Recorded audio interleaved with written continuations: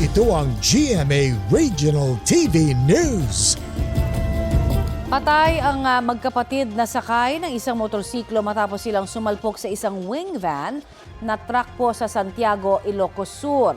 Ayon sa pulisya, paliko ang motorsiklo at nasa kabilang lane na nang magkasalpukan nito ang kasalubong na truck.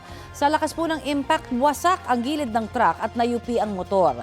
Nasawi sa mga tinamong sugat ang magkapatid na rider at angkas niya. Ligtas naman ang mga sakay ng truck. Wala pa silang pahayag, pati ang pamilya ng nasawing magkapatid. Patay ang isang lalaki sa Dagupan, Pangasinan matapos barilin. Pinsan niya ang suspect sa krimen. Kwento po ng kapatid ng 35 anyos na biktima, pumunta sa bahay ng kanilang pinsan ang kapatid para makipagkwentuhan. Matapos ang halos isang oras, nakarinig na lamang daw sila ng putok ng baril.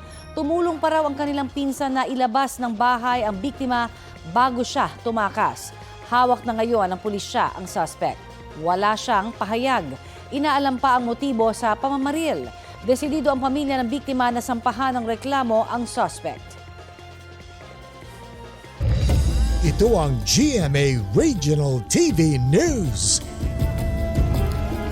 Patay ang 69 na taong gulang na babae sa isang sunog sa Bacolod City. Sa gitna ng naglalagablab na apoy, sinubukan pero nabigo ang kanyang mister na sagipin siya. Nagtamo ang mister ng second-degree burn sa leeg at likod. Sa datos ng Bureau of Fire Protection, 6 na bahay ang nasunog. Ayon sa mga bumbero, pahirapan ang pagpula sa apoy dahil sa makipot na daan. Nag-overheat na power bank ang tinitinang sanhi ng apoy. Ito ang GMA Regional TV News. Natagpo ang patay at nakabaon sa lupa ang isang babaeng senior citizen sa Bocod, Benguet. Sa salaysay ng isang saksi sa pulisya, nakita niya raw na may ibinabaon sa lupa ang anak ng biktima sa barangay Daklan. Pinapunta raw ng saksi ang kanyang anak para tingnan yun at doon nakita ang bangkay ng 74 anyos na biktima. May mga nakita ring bakas ng dugo sa bahay ng senior citizen. Arestado ang kanyang anak na sinusubukan pang makuna ng pahayag.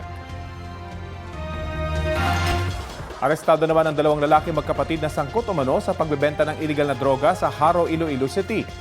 Nasabat sa mga suspect ang 70 gramo ng hinihinalang shabu na nagkakahalaga ng 476,000 pesos. Habang isinasagawa naman ang inventaryo, tumawag sa pamamagitan ng video call ang amo umano ng 2 suspect. Napagalamang person deprived of liberty ang nasabing amo na 3 beses na nakulong. Nagsagawa ng ground operation sa kulungan ng pulisya pero walang na-recover na cellphone mula sa kapangalan ng PDL na amo umano ng mga suspect. Mariin din daw niyang itinanggi ang pakikipagtransaksyon sa mga suspect. Walang pahayag ang mga naarestong suspect na mahaharap sa kaukulang reklamo. Patuloy naman ang investigasyon tungkol sa tumawag na amo umano ng 2 suspect.